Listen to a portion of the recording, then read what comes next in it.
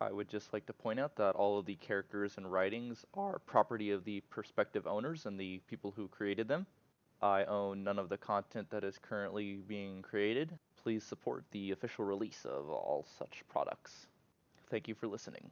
So I'm going to go ahead and do this batch without voices to see if it's what you guys would prefer or to see if my throat would prefer it because, it does kind of tire it out and cause it to be a little scratchy, which is why they might be a little inconsistent when it comes to doing voices.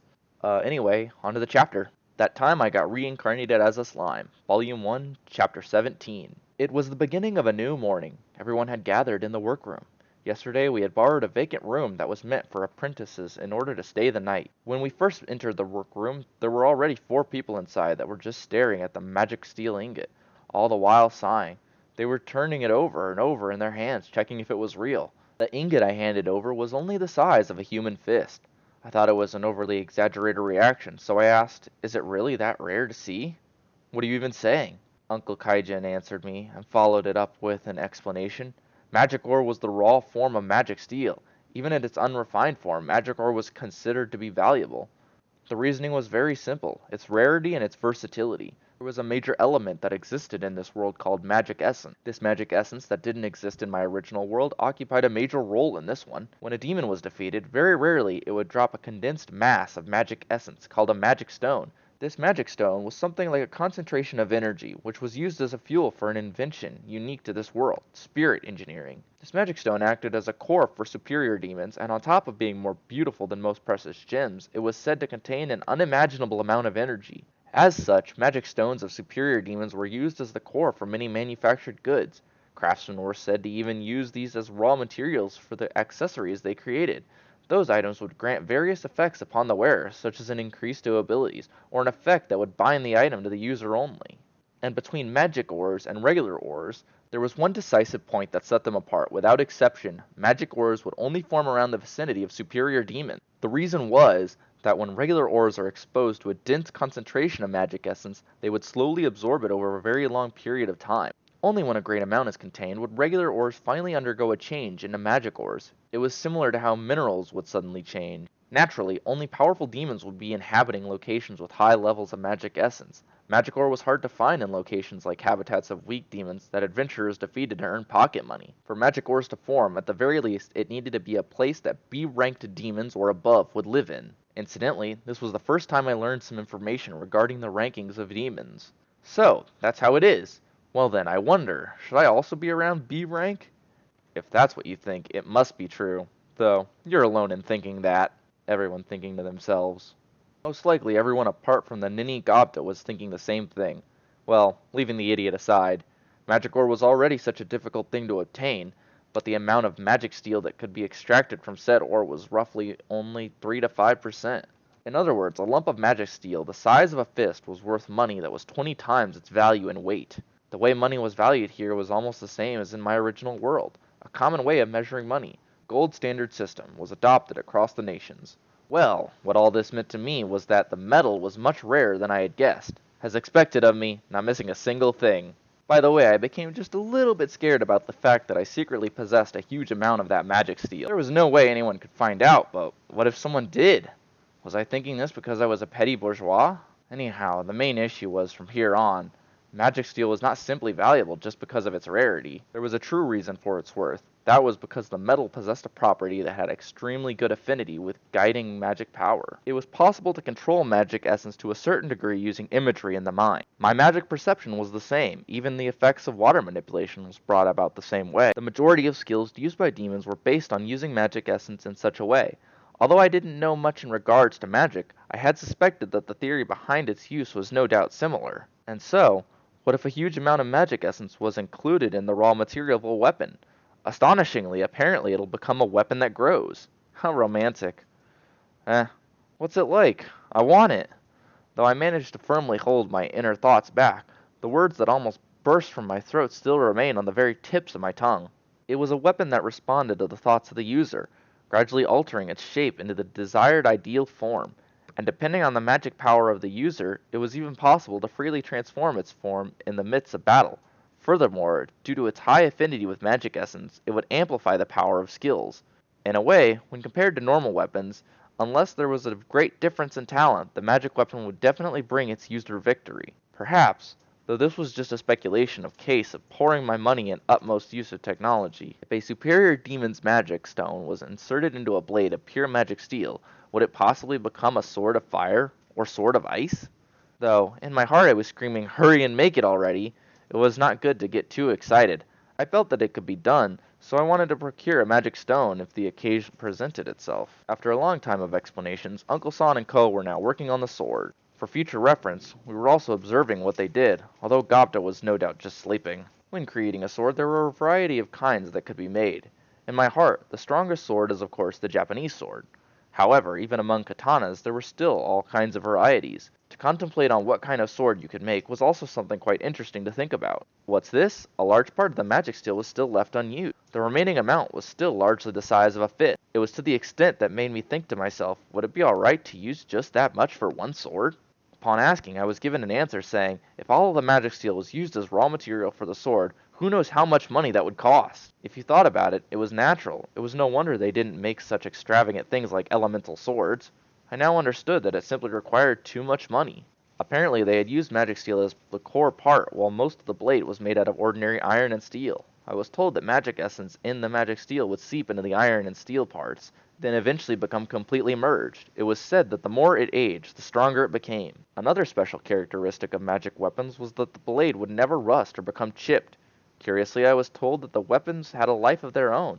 If it became completely broken or bent, then the magic essence would burst out and dissipate all at once. Uncle San had explained all that to me, all the while holding up and displaying the sword he had completed. It was quite interesting to listen to. I took up the finished sword and gazed at it in my hands, though I had no hands. Looking carefully, although it was of simple design, it was perfectly straight. It could be said that there was no unnecessary part to it. It didn't appear to be meant for pure cutting, which was the main principle behind a Japanese sword, but still seemed capable to be used for slashing attacks. I see, the goal of this design was to use this simplicity as a base to make it easier to realize an individual's perspective ideal form. Keeping that in mind, I could agree with the way it was made. Well then, as promised, Uncle San and the others had completed a magnificent sword for me. Now it was my turn. All right, from here on I'll be working in secret. I'm sorry, but after confirming the raw materials, I want everyone to leave the room. Saying that, I made sure that everyone would leave the room. After all, I couldn't afford to let anyone know my manufacturing method, mainly because it would be troublesome to explain. All the necessary materials are assembled in this room, but will you be all right? If needed, I can help out. I'll be fine. Rather than that, during the next 3 days, make sure not to peek in the room, okay? It's a promise. I got it. I'll believe in you and wait. After that, Uncle San and the others left the room. For some reason, Gobta also went with them. There might be a need to strangle some sense into that idiot at least once. Now then, today's recipe on the menu shall be how to make longsword a la carte. A method of production was simple. The first step was to swallow up the modeled product. Next, what I had to do with all the materials lined up here was to swallow them all. And then I would mix them all inside my stomach. All I had to do was repeat that process 19 times over, and it would be finished. Easy, wasn't it? But still, good children should never imitate this, right? And that was how I carried out my work, with my head full of silly thoughts. This was bad. The time needed to copy one sword took roughly 10 seconds. 190 seconds? A little over 3 minutes, and I had all 19 longswords. It hadn't even been 5 minutes since I had driven out Uncle San and the others. How should I put it? Even though I knew I could do it, the way I did it so easily made me feel a little guilty towards all the hard-working craftsmen out there. Predator was seriously too cheat-like. Well, what now? Since I had told them something like, don't peek in for 3 days, was I to confine myself in here for the next 3 days? No, as one would expect, there wouldn't be any use in the pointlessly staying here. I might as well be out with it and tell them bluntly that I was done. Loudly opening the door, I stepped outside. Kaijin-san and the three brothers were looking over in worry as they hurriedly rose to stand up. Gobta was sleeping. You, to be asleep within a mere 5 minutes since I was in there. What was up with you? Indeed, that was the moment I decided somewhere in my mind I would really strangle him sometime. Hey, what's wrong? Did something happen? Was the material perhaps not enough? Or is it that it was impossible after all? Everyone was questioning with the same concern in their face. No. Actually, you see, all those eyes were full of worry. It was hard to stand. I couldn't help but put on airs.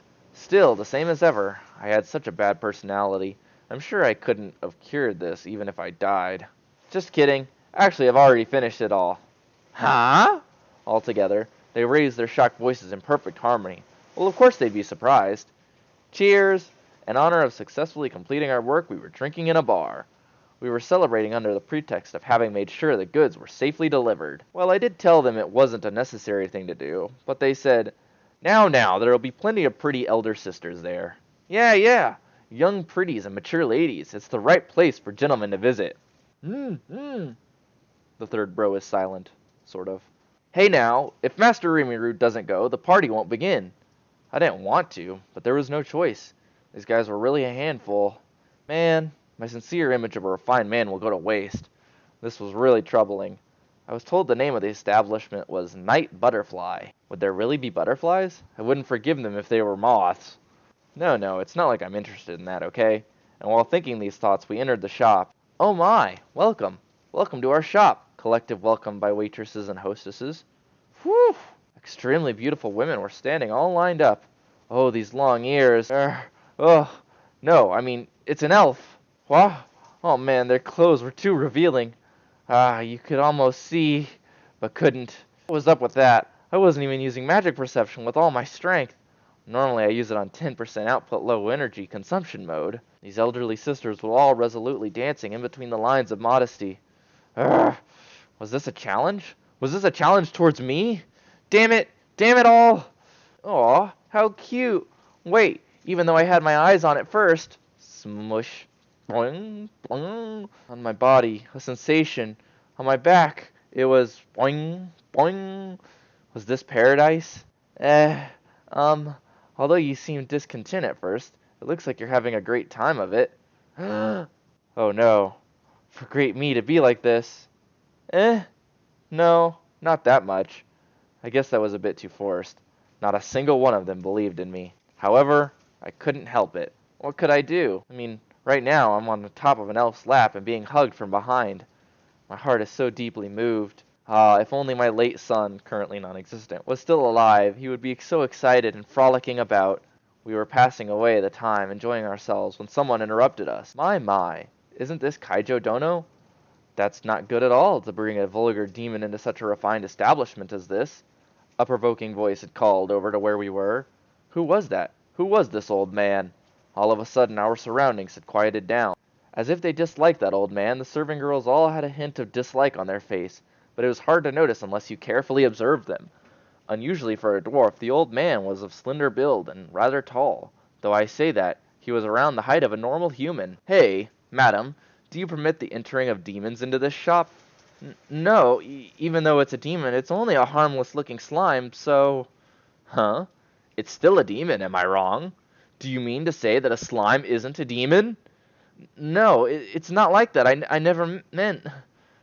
Mama-san had replied non-committally in an evasive manner, trying to avoid those angry words, but the old man paid no further attention to her. It was plain to see that the old man's objective was us. This isn't good. That's the Minister Bester. So, that was the rumored Minister Bester. I see. How should I put it? His face had a high-strung and obstinate look about it. At that moment, for a demon, this would suit you well. Saying such nonsense, he splashed the top of my head with water.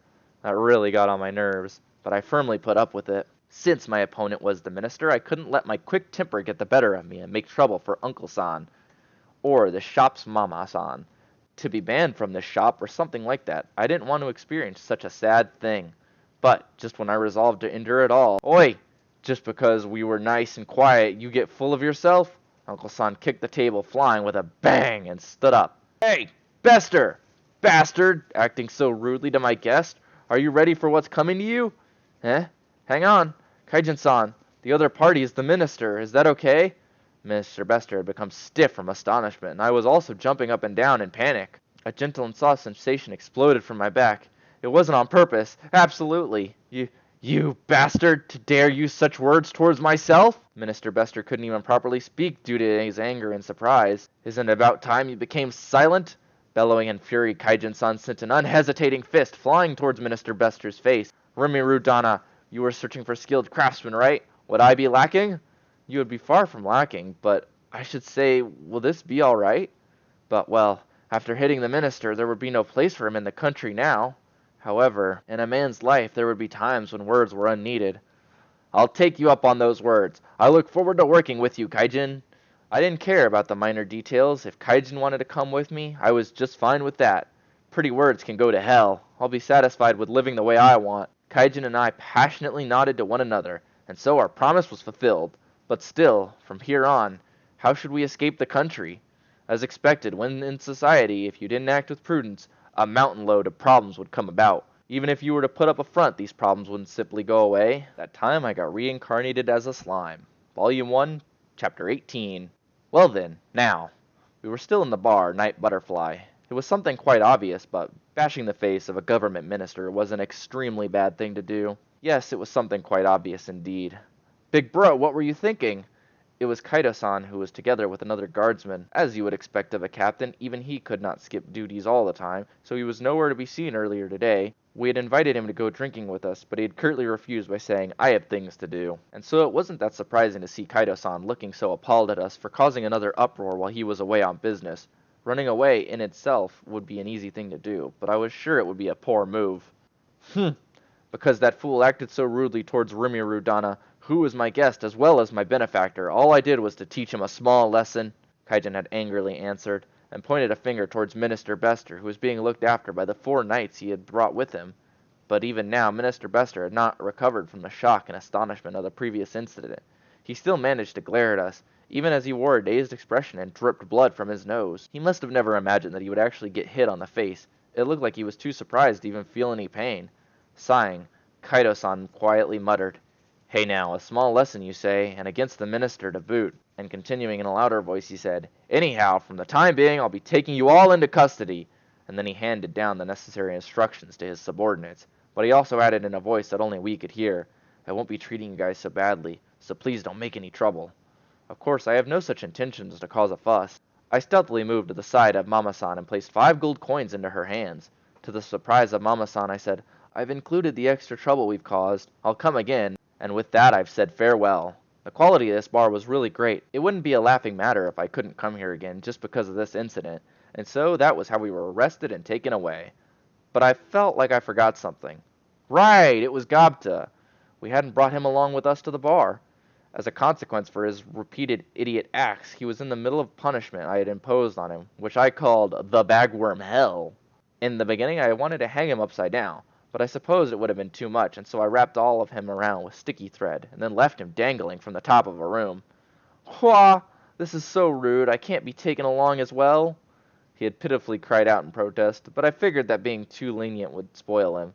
So I retorted by saying, You fool, your daily behavior is unacceptable. If you don't like it, then why don't you try summoning your partner, Stormfang Wolf, to help you out?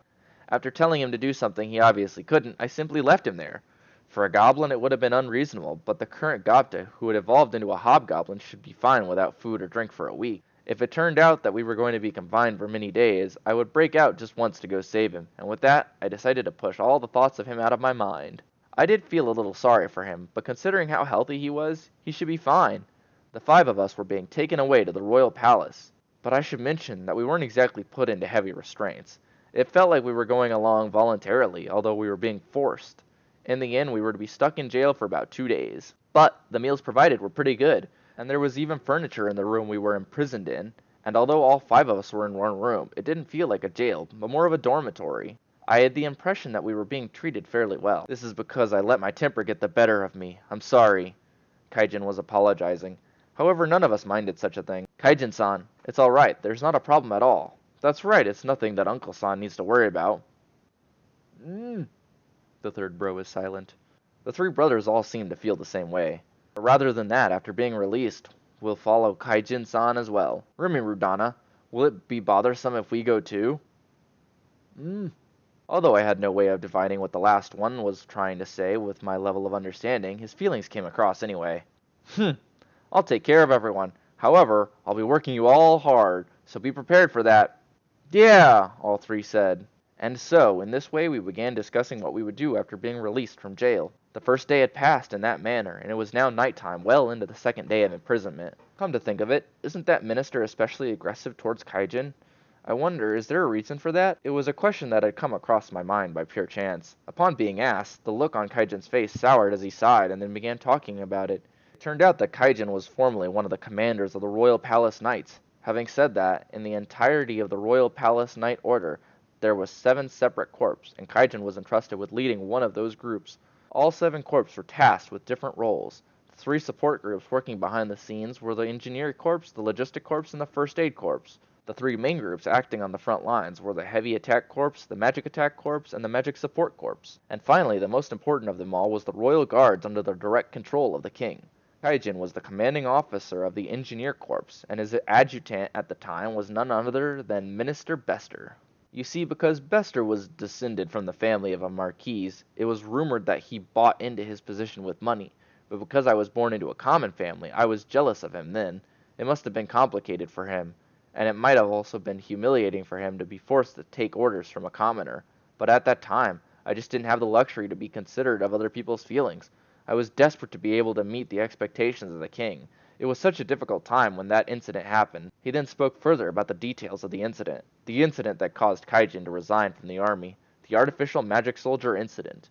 In those days, without having produced a single technological innovation, the Dwarven Engineer Corps was resigned to being the least evaluated corps among the 7 knight groups. The Engineer Corps was split into 2 factions, one side on Bester's and the other on Kaijin's. Bester's faction insisted that, considering that our country is the founding nation of technology, the Engineer Corps should be the star of the Knight Order. Kaijin's faction had refuted, and instead advocating that we should steadily advance our research, as we have done up till now. The arguments of both sides only resulted in a clashing of opinions, and their meeting never ended in a conclusion. And it was during that period of struggles that one elf engineer had initiated a joint development plan that was named the Artificial Magic Soldier Project. Bester had wanted to make the project succeed, no matter the cost, all in order to redeem the honor of the Engineer Corps, once and for all. Although Kaijin had pointed out that Bester was being too impatient, he had paid no heed at all, because the warning was given by a superior of commoner's descent. At that time, only the best of engineers had assembled to participate in the project, but as a result of his over-eagerness, Bester had ended up causing the rampage of the enchanted soulstone, and the project was brought to a standstill. And it was in this way that the Artificial Magic Soldier Project met its demise. At the end of the day, Kaijin was the one to take full responsibility for that failure, and forced to leave the army. This was because Bester, on top of pushing all the blame onto Kaijin, had even bribed the upper echelons of the army to prepare false evidence. I must say that this Bester was the very picture of a villain in a way he was easy to understand. To put it simply, Bester was afraid that as long as Kaijin remained in this country, there was a possibility of Kaijin returning to the army at any time to threaten his position. For such an unjust coward, wouldn't the death penalty suit him just fine? Well, perhaps that would be a bit too much. Well, that's how it is. After I leave the country, you never know if he'll become a better person. With that, Kaijin brought an end to the story. The 3 brothers must have detested the minister because they had experienced that incident firsthand. After hearing such a thing, even I couldn't help hating on him. But even so, Kaijin had punched someone who was so noble. At this rate, I didn't think we would be safely released. When I voiced my concerns, it should be alright for now. Though I've retired from military service, thanks to having made it up to the position of commanding officer, I've been granted the status of a semi-baron.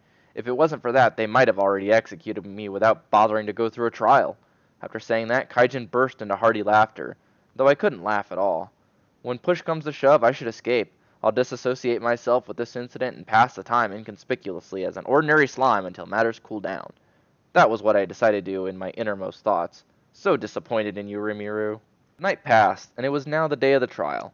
One group of 5 were brought before the king, the hero king of the dwarves. Within his presence, the overwhelming air of intimidation was no joke. The current king, Gazel Dwargo, was sunk deeply into his seat with his eyes closed. He possessed a very dwarf-like, tough-looking body, covered in an armor of muscle that hid the surging energy beneath. His skin was a characteristic tan brown of his race, and his jet-black hair was a slicked back all the way. Strong. For the first time in a while, every single fiber of my instincts were frantically warning me of danger. On each side of the king there was a knight standing ready. I felt that those 2 were also strong, but in front of the king they were mere shadows. This king was a monster. I had expected that running away would be easy, but this, the very moment I had come into his presence, my slacking consciousness had instantly snapped awake. Since coming to this world, this might have been the first time that I truly sensed an impending crisis upon me. A man fell to his knees before the king and made some sort of affirmation. Then, as if having received permission, he stood back up and loudly called out, "The trial will begin! Everyone remain silent!"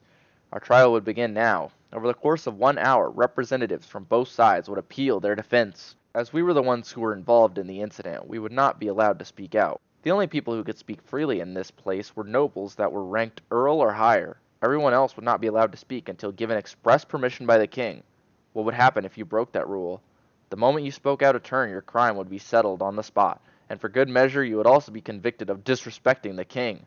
Whether you were falsely accused wouldn't matter one whit.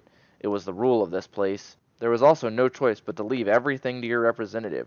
We had frequently met with this person many times over the past 2 days. He was something of a lawyer, so to speak. I asked myself, would it really be alright to leave it to this person? But, as often happens, such fears really do come true. And just like that, when Bestardono was relaxing and drinking sake in the bar, they broke into the place as a group and assaulted him. This deed absolutely cannot be forgiven. Is this the truth? Yes. Not only did I inquire into the accounts recounted by Kaijin Dono, I've also obtained written evidence by investigating said involved establishment. To every single one of the allegations I have made, there is no mistake as to this certainty. What? Who would have thought our representative, who we thought an ally, would betray us like this? Wasn't the situation really bad right now? Looking over at Kaijin, I saw that his face had completely turned red and was gradually becoming pale. Well, of course he would react like that. We weren't even allowed to give an explanation after all. Incidentally, by all rights, representatives weren't allowed to lie. Being found out would end in the death penalty. Without having a huge resolve or some sort of significant reason, it would be unthinkable to tell a lie in this place. It appeared that this time the system which did not permit those of humble birth, in this case the convicted, to speak before the king was exploited in the worst possible way. My king, has our pleas reached your ears? Please pass unto these people the just punishment they deserve. Bester had become overly elated and made a proposal to the king. What was more, he was looking over at us with a triumphant smile on his face. That bastard! I should have hit him when I had the chance. Even now the eyes of the king were still closed, his sitting form not showing the remotest of movement. Upon confirming the king's apparent disinterest, the aide at his side took over and loudly spoke. Order! From here on the judgment will be declared. Principal Kaijin, this one shall serve 20 years of forced labor in the mines. In addition, his accomplices, they shall serve 10 years of forced labor in the mines. And now the court shall be dismissed. Wait! A quiet yet deep voice, carrying a certain weight to it, had interrupted the closing of the court. The king had opened his eyes and was gazing toward Kaijin. It's been a long time, Kaijin. Have you been well? Yes, likewise, I am most glad to see that my king appears to be in good health, Kaijin had replied after a moment's delay. Replying to the king's question seemed to be allowed. Good, we are no strangers, you and I. Now the real question. Do you have any intentions of returning? Noise began in the background. Bester immediately turned blue in the face. Looking around, I unexpectedly spotted the traitor representative, whose complexion appeared deathly pale. With all due respect, my king, I have already found a new master. The pledge I had made is my treasure. Even if it were by the orders of my king, I have no intentions of letting go of this treasure.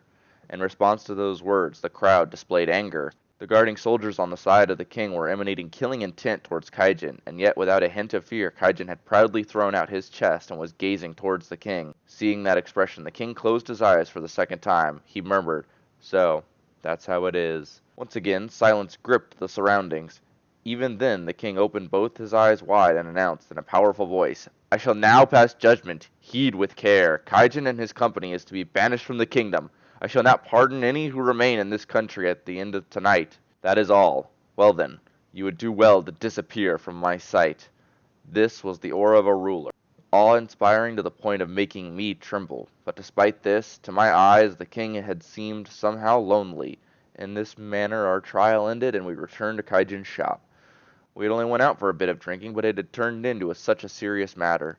We needed to immediately pack up our things and depart. Come to think of it, I wonder if Gapta's all right. Oh well, it's still the third day. I was feeling just a tinge of anxiety when I opened the door into the punishment room. Ah, welcome back. Did you have an enjoyable time up till now? Next time I want to be brought along as well. I saw Agapta jumping up from the sofa he was resting on. Huh? What? This guy, how did he break out of my spider sticky threads? When I looked closer, the pillow Gapta was using on the sofa was in fact a Stormfang wolf. Was he for real? He actually succeeded in a summoning? Hey Gapta-kun, did you succeed in summoning the wolf? Ah, yep. When I thought in my mind, please come help me, he came for me, saying it like it was so simple. There were still no successful cases among the other hobgoblins, and yet Could it be that this guy, all the nutrition meant for his head, instead diffused into his talents? No way, right? There was no way that it would be the case for the likes of Gobta. It was very lucky by chance. It must have been lucky by chance. And it was then that I noticed the dwarfs who were stiffly staring at the Stormfang wolf. What are you guys doing? Shouldn't you be quickly preparing to leave? But when I called out to them, Oi, hang on a second. Why is a Black Fang wolf in a place like this? Yeah, we should hurry and run away. That's a B-rank demon.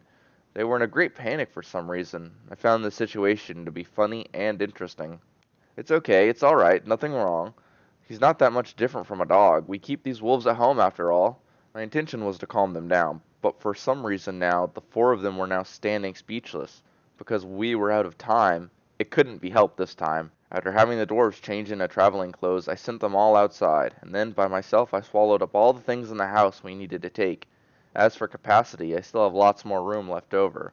But still, as one would expect, swallowing up the whole building would be too conspicuous and would draw suspicion to me, so I had to give up on that idea. In this way, we finished preparing for the journey and headed towards the entrance of the forest where we were to meet together with Rigaru's group. The military nation, Dwargon, it was a country we'd become involved with many times over in the future. As we rushed out from the country as if escaping, we had no way of realizing this.